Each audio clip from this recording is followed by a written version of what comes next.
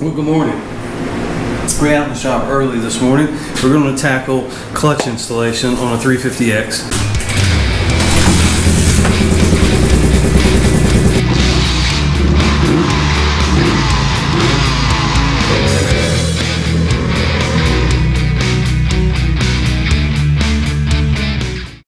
It should be the same process on a 200X. Pretty much any of your hand clutch bikes, even stuff we don't talk about here, four-wheelers and motorcycles, they're all pretty much the same. Even those other brands, you'll find some similarities. So if you've got one of those and you see this and feel comfortable that they're pretty much the same parts. First thing I want to talk about is oil before we get into clutches. There is a specific oil for vehicles that have wet clutches. That's four-wheelers, motorcycles, ATVs, ATCs, all that. And what you want to look for is a designation of MA, and or a specific oil that says that it's for wet clutches or for ATVs. If you see a little picture of a motorcycle or a four-wheeler, you're in good shape. That oil is specifically designed for motorcycles. Just specifically designed for a wet clutch.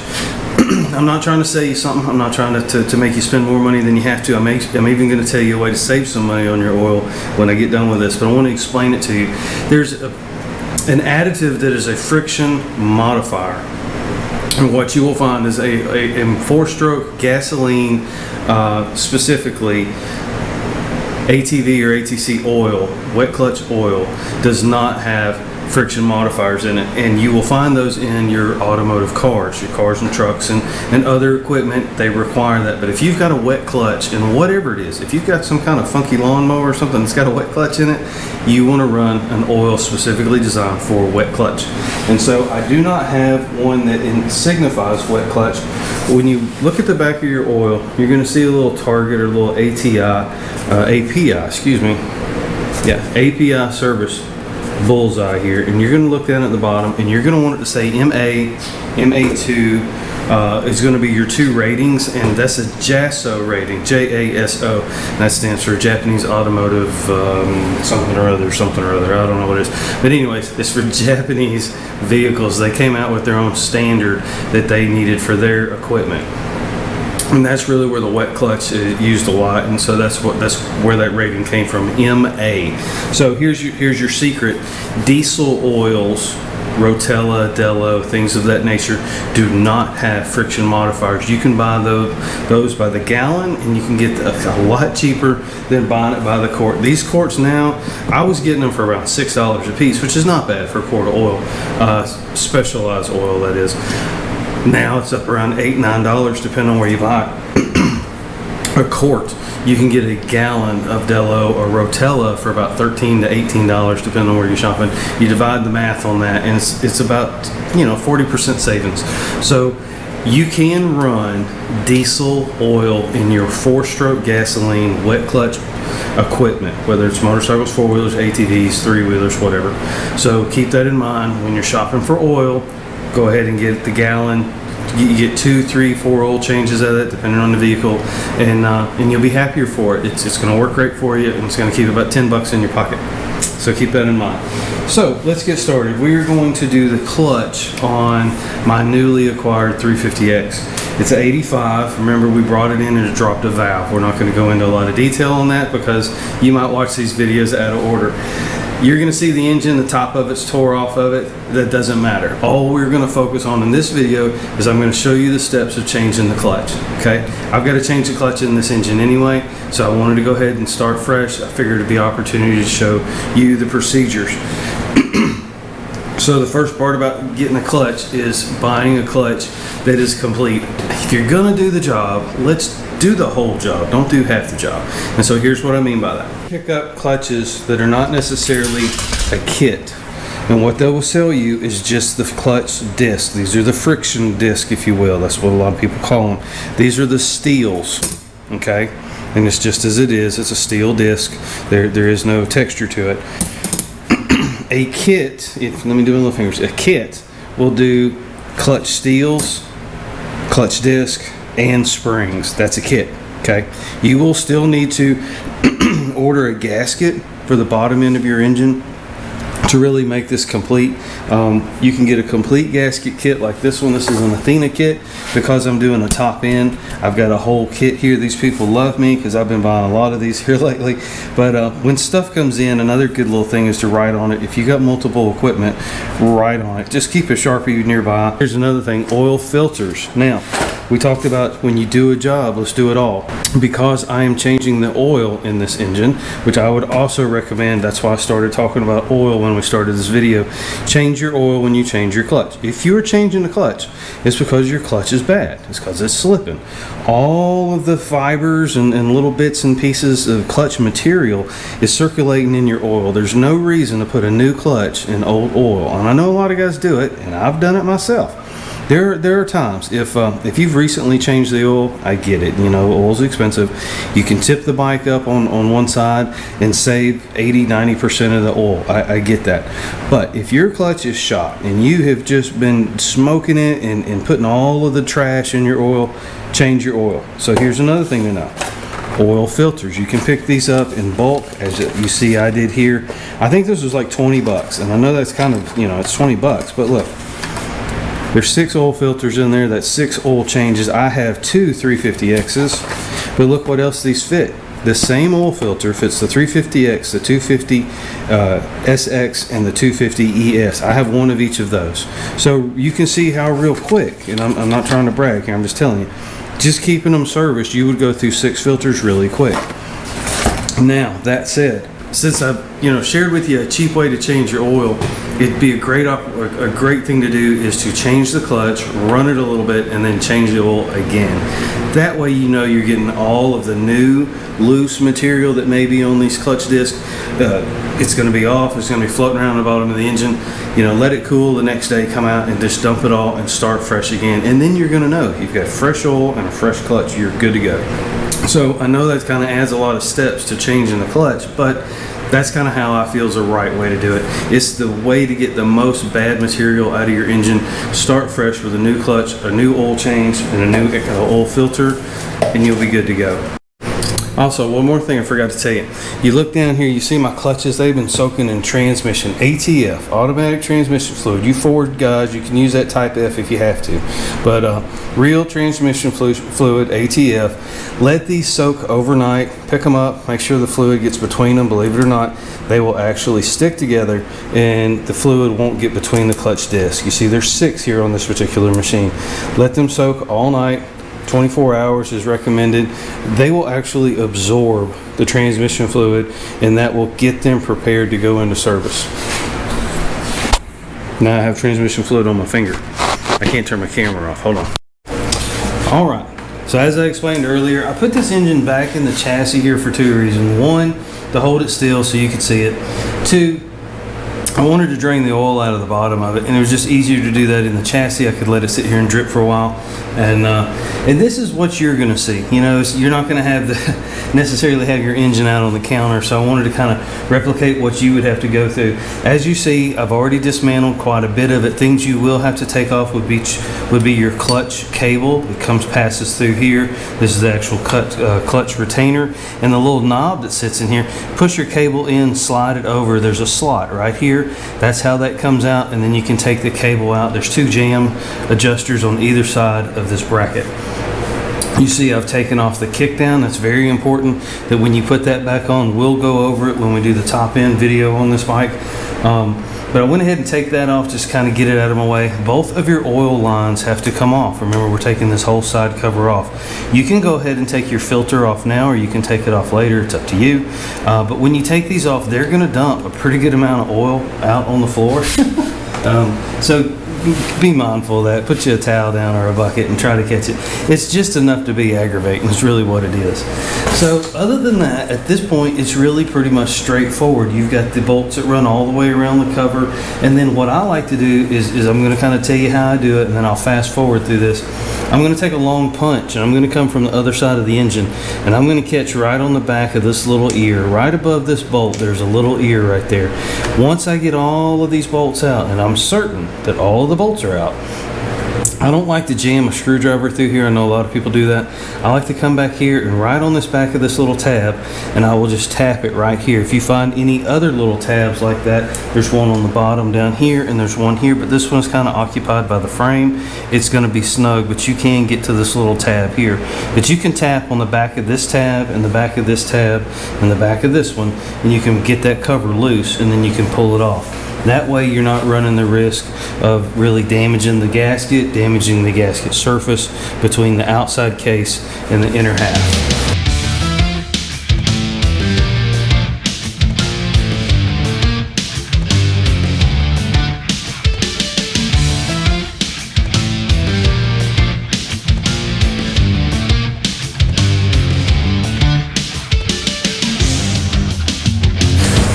Well, that's it. I mean, it's just that simple. Couple things you really need to watch out for. You saw how I come behind with my punch, and I was just really, just a nice solid tap here. I tapped underneath on the lower one. There was one here on the back, but I didn't hit that one. I didn't need to. It came loose. Look at the surface. Now the surface is perfect. There's no screwdriver marks or anything like that. Look at our clutch plates. Always inspect. When you're working on something, before you tear it apart, inspect at every level. Inspect and learn. Educate yourself on what's right and what's not. See how these clutch discs are actually got a brown coat to them? It's going to be one of two things. It's going to be the oil wasn't changed regular in the dirty oil tinted these clutches and these discs, or it got really hot. Now we know this engine dropped a valve.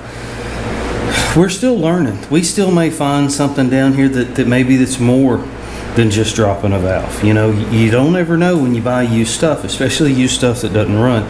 We may come in here and find something that's even worse than a drop valve. But clearly these clutches have gotten hot and discolored by the oil. Either the oil was hot and they got hot. I've never ridden this bike, so I'm taking a chance. Maybe the clutch was good in it. But I just had this hunch. It's a mechanic's hunch, I guess. I had a feeling that the bike probably never had put a clutch in it. It's probably OE. Just from the overall look of the machine, I don't think it's had a lot of service, and I don't necessarily mean that in a bad way. What I mean is, I don't think a lot of people's worked on this bike, whether that's lack of service or just didn't need it because it wasn't ridden very much. Who's to say? I mean, I believe these are original fork boots here on the front. These brackets seem to be original. If that's true, then this machine sat inside most of its life. Hey, sorry to interrupt real quick. Did you know I'm giving away free tires? That's right, free tires this month in September. September 30th, we're going to do a drawing. I think Chloe's going to do the drawing, and we'll see. She's not really one of those kind of dogs, but we're going to try. So, September 30th, I'm giving away 3 free tires. Here's the skinny on that. Factory size, whatever size that may be. If you've got a 250R, we can put tires on it. If you've got a 110 with some 25 inches on it, we'll put tires on it. I'm going to drop ship 3 tires to the winner. You have to join. You have to become a member. It's $6. That's what YouTube has set it up for. With the $6, I'm going to send you out a sticker kit. That's actually costs more than the $6, so it's a wash on your part there. But that's the only way you're going to be entered for the tires. We're going to pick September 30th. This is first of several I hope to do leading up to Christmas. But what we're going to do is start out big. I'm going to send you out a brand new set of tires. We're going to drop ship them from Amazon. Somebody's going to win 3 tires September 30th. We'll do a video about it. Only thing I ask is you send me a picture with the tires. That's it. How easy is that? You get stickers, you get entered in a contest. All you got to do is send me a picture. I appreciate it. Good luck. Right below this video, you can see the new join button. It's something new that YouTube started. Hit that join button, become a member, subscribe, and you'll be automatically entered. Thanks for watching. But basically, if you look at your clutch disc, inspect as you go. We're looking for anything out of the normal, out of the ordinary, as we tear any piece of equipment apart. That's how we learn and how we know what's wrong when we go to put it back together. So we've learned now that 350Xs are a little temperamental when it comes to their oiling the top end. And I'm super interested in finding out what the screen looks like, because that's what killed the other 350X. Some jobs while you have it apart, it's better to go ahead and service everything while you're here. And so on this particular machine, not only are we going to be changing the clutch, we're going to be changing the timing chain, which requires the clutch to come off anyway. I'm not quite ready to do that yet, but I wanted to show you all the steps and procedures to go to changing the clutch. On the 350X specifically, you want to change this, you want to pull this screen out down here. So it gets a little stuck sometimes, that's why I got the pliers. Sometimes it doesn't want to come out at all. Try not to tear it. You don't want to tear it.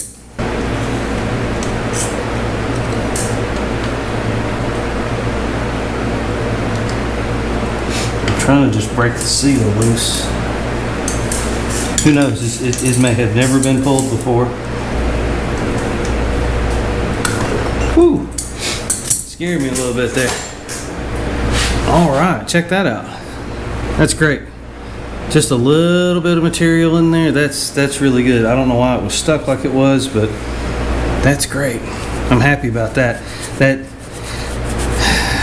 kind of makes me want to feel that when it dropped a valve, that a lot of shrapnel didn't go scattering through this engine. So that's a good sign. I was fearful that maybe a lot of shrapnel had went everywhere. Now let's be honest. When that valve dropped, this motor stopped. It came to a stop. It didn't lock up. It rolled to a stop because the piston and everything was still rolling. So the pump stopped very quickly, and so this is not 100% foolproof that there's no shrapnel in the bottom of the engine, but the screen didn't suck up a lot of shrapnel, and so therefore a lot of pieces didn't go through the pump. So that is promising. That still doesn't keep material from being down in the pump. Excuse me. That's no indication of what's down in the crankcase, but it didn't go through the oil pump, so that's a good thing. The other good thing is I didn't tear that screen. Okay, so now basically, it's pretty straightforward at this point. Another thing I try to do when I lay out, when I'm working on stuff, if it's your first time, I pick a point on the machine, which I did here, which was here. It's that bolt right there, that's my lead bolt, and I'm gonna go all the way across and I work clockwise. If you look closely, this bolt was the first bolt, and every bolt after it came out as clockwise. So now when I go to put it back together, I just, I know where that bolt came from. When you run into specialty bolts, the bolt that holds the oil fill line on has a hole in it, and it's drilled so oil can pass through that bolt. In my eyes, that's a specialty bolt. I left it with that hose or with that piping, so it won't get confused and get stuck somewhere else. The little spring and the oil filter, and see how I keep things together. Even the way I set the case down, I put it at an angle on purpose to keep all the sediment down at this end of the case. So when I go to clean the case, gravity's already helped me clean the case. Be sure and be mindful in the 350X, there's a shim here. It gets stuck on this side most of the time, but be sure that you have that there, okay? All right, so now we're ready to pull our clutch. When you back these off, don't take them all the way out. They are under tension. You just kind of walk them out. See how I'm doing that? Okay, so now it's caught on this last one, or the first one. And now you can go ahead and bring them all the way out. Now this is not tension like it's going to jump off and hurt you or anything, but it's good to know ahead of time if something is under tension or not. Now, I like to compare the old parts with the new parts as I go. Counting the clutch disc, we should have 6.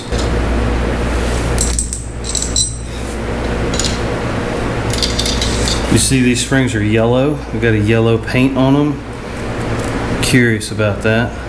I don't know if that's OE or not. Notice there's only 4 springs, but there's 6 springs in the kit. So what that tells us, more than likely, is if I didn't order the wrong kit, which I don't think I did, this clutch kit actually fits more than one machine. All right, so you got a center nut. Now this nut is now pay attention to this. This is traditional. It's lefty loosey. There are some engines that you may have reverse thread. I believe the primary clutch for the Big Red is reverse thread, but this is standard thread, righty tighty, lefty loosey. But it is punched. It is staked, is what they call it. And if you're not sure what that is, that's where you can come in. You see this little keyway right here?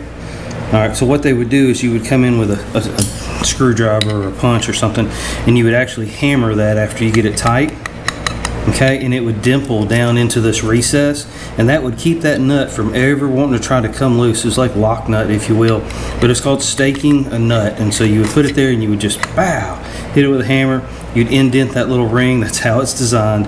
I've already got this one loose. You see this little flat spot here on this nut? That originally was right there. And so when I broke it loose, it straightened this little flange out a little bit as it started to come loose. But I wanted to show that to you. When we get done, we will stake this back. It may be in a new area. That's okay. But you'll want to stake it back into that recess so it can't back itself out. You would not want that to come out while you're riding. All right. So I wasn't sure if my electric impact was going to do this or not, but it did, and so we're in good shape. This is a 27 millimeter. Not everybody has one of those laying around, so you may want to get one before you get started. Certainly get one before you get started. Again, when I take things off, I try to keep them in the right order, even as much as some washers actually have a front and a back, and they will say on them inside and outside if they are, but I still try to keep it in the same orientation, and then I lay it down on my little napkin down here in the paper towel. We can take this whole thing off as an assembly, or you can leave the housing on and just pull the clutch disc. If you've never done this before, you may want to leave it all together. Okay, so this is your outer shell. There's a shim here. Okay, so be sure that that stays together. And then you can reach in here and you can pull this clutch pack out like so, and you can leave this outer housing. If by some chance you accidentally pull this housing off, it's not a big deal, just put it back on. This is what's considered the clutch basket. This area here, this would be the clutch carrier, and you have an inside and out to that. Now if you look at these discs, you'll learn a lot from the way, you know, a machine's been treated. A worn clutch you would not be able to really see these indentations, these grooves. If you look close here, I don't know what you're going to be able to pick up on the camera or not, but they're pretty smooth, but they're not completely wore out. We'll compare this to a new one. Look at the steels. See how they're discolored? See, so this was a good call on my part to change this clutch out. But pay attention to the order. It's clutch disc and then steel and then clutch disc and then steel and so on. And so you want to look and just kind of see. Now, some kits are not going to come with the steels, and that's going to force you to reuse the steels. The biggest problem I think with steels is they wear and they get thin, so then your tolerances changes. That's the first thing. The second thing is they can actually get a little warp to them. When metal gets hot enough to change colors, it's hot enough to warp. And what you're going to experience with a warp disc is your clutch is going to chatter. When you release on the clutch, it's going to go, you know, and then the bike's going to take off. And that's because these clutch steels, more than likely, the steel itself is warped and it's no longer flat. And so as you see, the color discolors all the way through the entire pack. All of these are worn pretty much exactly the same. So that's good that the wear is even. It's not good that someone's been riding the clutch. And I think that's what it is. I took enough oil out of this, at least on this oil change, it wasn't low. So I don't think it ran low on oil to get hot. I think somebody just slipped the heck out of the clutch a lot. So luckily for us, the kit comes with everything we need. We won't have to reuse any of this, but I do want to show a comparison to the new ones. Now right out of the gate, we can see that the surface pad on the new ones is much smaller. That's actually going to give you more grip clamping force, believe it or not. It's like the splines on the axle. The more splines you have on the axle, the better the grip. The same with the clutch. So that's right out of the gate. That's the first things we see. The next thing we want to do is we want to look at how much the ridge, how much clutch material is actually on that plate. And as you see, there's not a lot on either one of them, but there is clearly more on the new clutch compared to the old clutch. Okay? You'll tell the difference on how much material is still left on there. Of course, the top one is the new one. Okay. So now we could get real scientific, and I could get the mic out, and we could mic the steels, and we could see how much is worn off. The average guy is not really going to care that much, as long as not too much is worn off. I'm going to take a moment and I'm going to clean everything up I see here, and then we're going to start the reinstallation. Alright, so we got our basket cleaned up here. We're going to go through the steps on this, keeping things in order. In case you forget, in case there's time lapse between when you tear something apart and when you put it back together. I never separated these. I showed them to you, but I kept them in the same order. So we know by looking at this that our first disc in, our first plate, if you will, is going to be a clutch plate, and then it's going to be a steel, and that's going to set the pattern. Clutch, steel, clutch, steel, clutch, steel until we're done. So you're going to take your backing plate, your clutch, put it in like so, and then remember the order. It's clutch, plate, then steel, clutch plate, and so on. You can pre-stack them like I have them in my hand. It can get a little awkward, but it is possible. The steels tend to get in the way.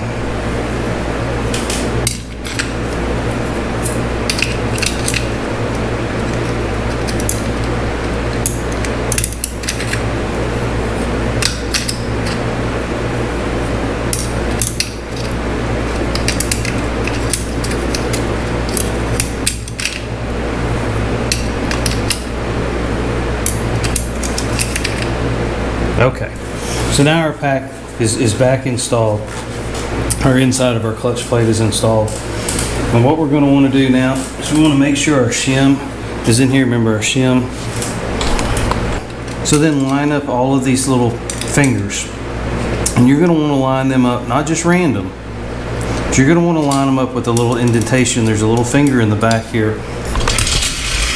And this is really important. See that little finger there?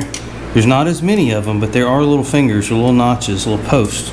You want to line up all of these with one of those, and then the rest of them will line up. If you don't, then you will never get this outer piece on.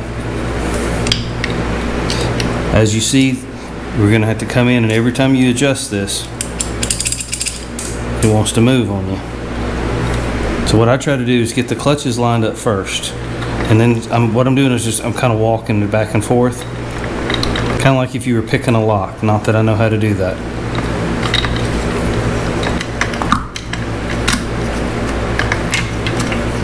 Okay, here we go. So that is basically reassembling the clutch plates. It can be a little aggravating. So now we've got our clutch pack in. Everything's in place. Everything's lined up like it's supposed to. We've got our shim or our washer here. We're going to put it on. And then we're going to take this nut. Be sure that the flange is on the outside or facing you. And you're going to want to put this pretty tight. I don't know what the torque spec is on it, but it's a lot. Refer to your manual. How about that? Now, do as I say, not as I do, right? Isn't that the old saying? Yeah, this is how I'm going to do it.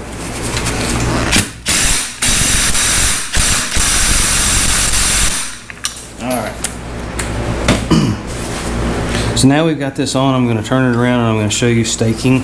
As you see, the nut almost went back exactly where it was before, where it was indented. See the little flat spot? That's where it was indented once before. I'm going to take a flathead screwdriver and a hammer, and I'm just going to indent that, just that little flange.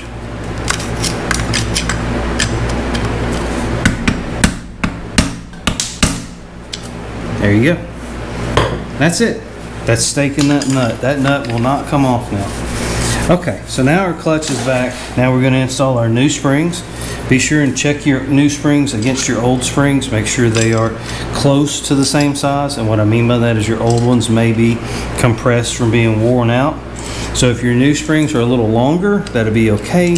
You just don't want a big difference, okay? Be sure this needle bearing is on the outside. That's what your plunger rides against. You can get these springs in different tensions. You can get what, like a heavy duty or something like that. And that's one of the things they change is the strength on those springs. The trade-off to that is you're going to find that it's a little more heavy-handed on the clutch. It takes more effort to engage the clutch. That's what I mean by that.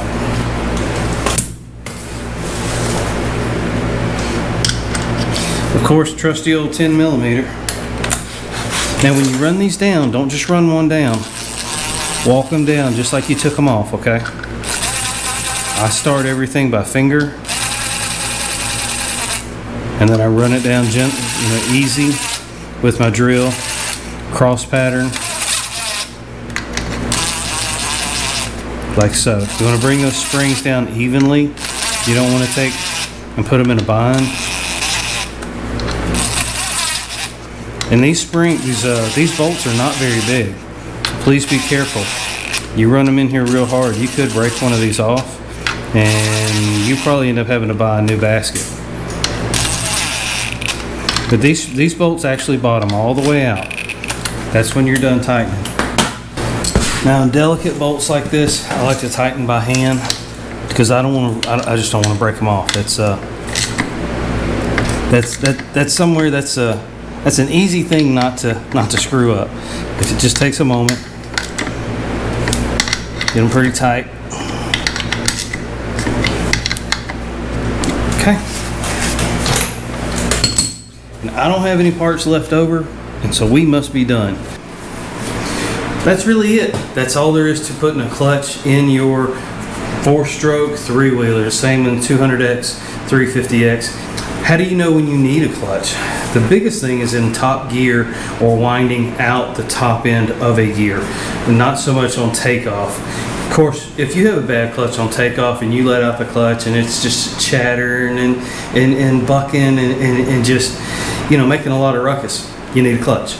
But if you've got a clutch that's slipping and you're not exactly sure how to tell, if you're winding out a gear, let's say you're winding out second or third, and right before you shift, you hear the engine RPMs rev up, but you don't feel the bike go any faster, clutch is slipping. When you shift down to the next gear or up to the next gear, generally that feeling goes away and it doesn't come back until you get to the top of that gear or the next gear. But top gear, get your bike out, 3rd, 4th, 5th, and start rolling into it. And if you feel the RPMs of the engine rev up and you hear that, but the bike doesn't accelerate to match that sound, your clutch is slipping. And that's probably the best way, and that's the way most people find out they need a clutch. It's really not that difficult. The biggest thing you need to prepare for is to have a 27 millimeter socket. You're gonna need that. Go ahead and get you a gasket for that outer case. Go ahead and get you some good oil. We talked about that. Get you some good diesel oil, something like a Rotella or a Dello. Go ahead and get you an oil filter if your bike has one, and just do all that maintenance at one time. It will save you money and aggravation down the road. I know it makes the initial job a little more expensive. I get that, but while you're there, if you've got an automatic, go ahead and change that one-way bearing. They are going to go out about the same as when a clutch is going to go out. I would hate for you to put a clutch in an automatic and a new gasket and get it all back together, and then in a month your one-way bearing goes out and you've got to tear it all back apart again. You lose all your oil and you got to start over. So go ahead and spend a little bit more and do all of those jobs kind of on the right side of the case. Oil filter, oil change, clutch, and one-way bearing on your automatics. So just a tip, take it for what it is. But yeah, that's it. That's really all there is to it. You can do a clutch And in a good hour, if you've got the right tools and everything's kind of laid out, it's not a big deal. It really, really isn't a big deal. I'm not ready to put this machine back together. That's why I didn't put the cover back on it and go through that procedure. But really, if you can take it apart, clean both surfaces, your outer case and your inner case, clean both of those, put your new gasket in place. If you want to use a little Honda Bond and just to kind of hold the gasket in place, I do that. You've seen me do it on other jobs. Some people like it, some people don't.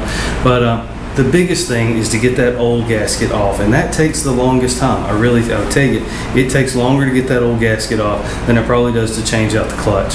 But it's a good maintenance job. It's not difficult. It's not hard to do. The only real specialty tool that we had to use was that 27mm socket. But there's links in the description for all the parts needed. I'll even try to find you a 27mm socket and put that down there for you too. But it's not that hard, and you can certainly do it. And it's a fun project. You just follow the steps, and if you lay your parts out in order, when you put it back together, you just do the reverse order and put your parts right back on, and then you'll have it done. As always, thanks, like, share, subscribe. I appreciate it. Check out the join button down below. That's something new that YouTube does. Everybody that joins, I send you out a sticker pack. It actually costs more for the stickers than it does to join, so you're money ahead if you want to try that. I appreciate it. Give it a month and see what you see. We've got a lot of extra content there. We are doing a build out on the shop. But if you like that kind of behind the scenes kind of footage, not quite as specific as these videos, be sure and check that out. Hit the subscribe button, hit the join button, and become a member. We appreciate it. Thanks.